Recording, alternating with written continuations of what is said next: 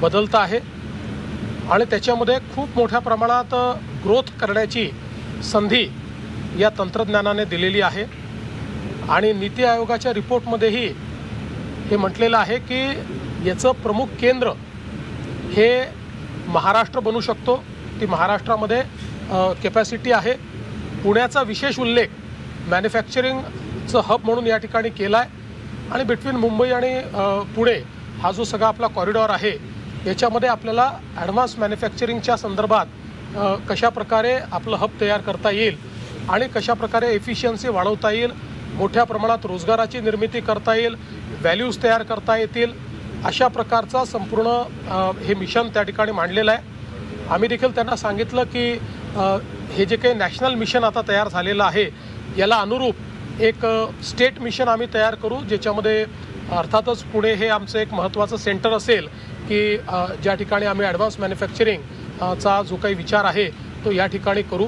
यासोबत त्यांनी एक अजून मुद्दा मांडलेला आहे की जगातली पहिली global institute on advance manufacturing ही आपण सुरू केली पाहिजे, तीही महाराष्ट्रात करण्याचा मानस हा नीती आयोगाने बोलून दाखवलेला आहे आणि आम्हीही त्याला अतिशय सहर्ष स्वीकारलेला आहे। त्यामुळे पुढच्या काळामध्ये आपल्याकडे मोठ्या प्रमाणात या ज्या फ्रंटियर टेक्नॉलॉजीज आहेत त्या फ्रंटियर टेक्नॉलॉजीजचा वापर करून आपलं मॅन्युफॅक्चरिंग रिव्होल्युशनाइज करायचं, आपल्या मॅन्युफॅक्चरिंगमध्ये एक मोठी क्रांती आणायची आणि त्यातनं विशेषतः MSMEचं जे आपलं एक संपूर्ण क्लस्टर आहे त्याच्यातली एफिशियन्सी वाढवून मोठ्या प्रमाणात रोजगाराची निर्मिती आणि त्यातनं ग्लोबल सप्लाय चेनचा भाग होणं, अशा सर्व गोष्टी करण्याच्या संदर्भात आज हा रिपोर्ट या ठिकाणी आम्ही प्रकाशित केला आहे। सर, शेतकऱ्यांच्या संदर्भातला प्रश्न आहे की तिकडे थोडं उद्रेक होतोय शेतकऱ्यांचा, आपण काय आवाहन कराल शेतकऱ्यांना आणि सरकारची भूमिका कशी असेल? सरकारने पहिल्या दिवशीपासून सकारात्मक भूमिका ठेवलेली आहे। आंदोलनाच्या आधी देखील आम्ही बैठक बोलवली होती, आपण चर्चा करून यातनं ज्या गोष्टी शक्य आहेत त्या करू अशा प्रकारे आम्ही सांगितलं होतं। पहिल्यांदा बच्चू कडूंनी त्याला मान्यताही दिली होती, त्यानंतर त्यांनी अर्ध्या रात्री मला संदेश पाठवला की लोक जमा होतील, आम्ही असणार नाही, याच्यामुळे अडचण होऊ शकते, त्यामुळे आम्ही काही बैठकीला येऊ शकणार नाही। त्यामुळे मग आम्ही ती बैठक रद्द केली। आजही बावनकुळे साहेबांनी त्यांच्याशी संपर्क केलेला आहे। शेवटी त्यांनी इतके वेगवेगळे प्रश्न मांडलेले आहेत, ते प्रश्न असे नुसते आंदोलनाच्या माध्यमातून त्या ठिकाणी सोडवू शकू अशी परिस्थिती नाही आहे।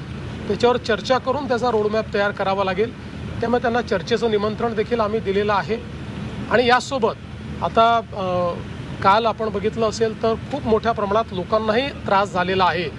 रस्ते अडवल्यामुळे पेशंट्सचं खूप मोठी ओरड आपल्याला पाहायला मिळाली। अनेक लोकांनी सोशल मीडियात पोस्ट केलेलं आहे की कशा प्रकारे त्यांच्या पेशंट्सला वगैरे त्या ठिकाणी त्रास झालेला आहे। त्यामुळे माझं आव्हान आहे की त्यांनी चर्चा करावी, अशा प्रकारचं डिस्रप्शन करू नये, लोकांना त्रास होईल अशा प्रकारच्या गोष्टी त्या ठिकाणी करू नये।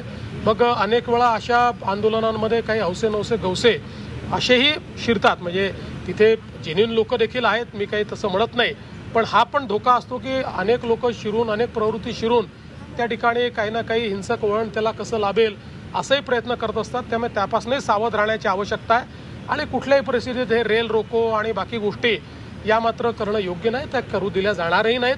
त्यामुळे आमचं स्पष्ट आव्हान आहे, शेतकऱ्यांच्या प्रश्नावर आम्ही सकारात्मक आहोत। या सरकारने 32,000 कोटी रुपयाचं पॅकेज दिलं आहे, पैसा शेतकऱ्यांच्या खात्यामध्ये आम्ही देतो आहोत। त्यामुळे सगळ्या प्रकारच्या चर्चेची सरकारची तयारी आहे, चर्चा करावी आणि त्यातनं मार्ग काढावा। सर, एक प्रमुख जी मागणी कर्जमाफीची मागणी आहे त्यावर सरकारने अतिशय स्पष्ट भूमिका त्याच्यात मांडली आहे। आम्ही त्याची कमिटी पण तयार केलेली आहे आणि आज पहिला प्रश्न असा आहे की जे शेतकरी आज अडचणीत आहेत, ज्यांचा शेतमाल पूर्ण पावसामुळे त्या ठिकाणी झोपला आहे, तो खराब झालेला आहे, शेती खराब झाली आहे, पहिले त्यांना मदत करायची की पहिले बँकांना मदत करायची, हा महत्त्वाचा प्रश्न आहे। म्हणजे शेवटी आपण हे बघितलं तरी आपण जेव्हा कर्जमाफी करतो त्यावेळेस ते पैसे बँकांना जातात, त्याचा थेट शेतकऱ्याला काही लाभ मिळतो असं नाही आहे। त्यामुळे आज पहिल्यांदा शेतकऱ्याच्या खात्यावर पैसे दिले पाहिजेत, नंतर आम्ही कधीच कर्जमाफी करणार नाही अशी भूमिका घेतलीच नाही आहे।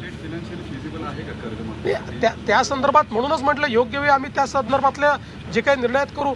आज पहिली आवश्यकता काय आहे, आज जी आवश्यकता आहे त्याच्यावर विचार न करता आपण बाकी गोष्टींवर विचार करणं। आज शेतकऱ्याच्या खात्यात पैसे गेले पाहिजेत, ते पैसे जाणं सुरू झालेलं आहे।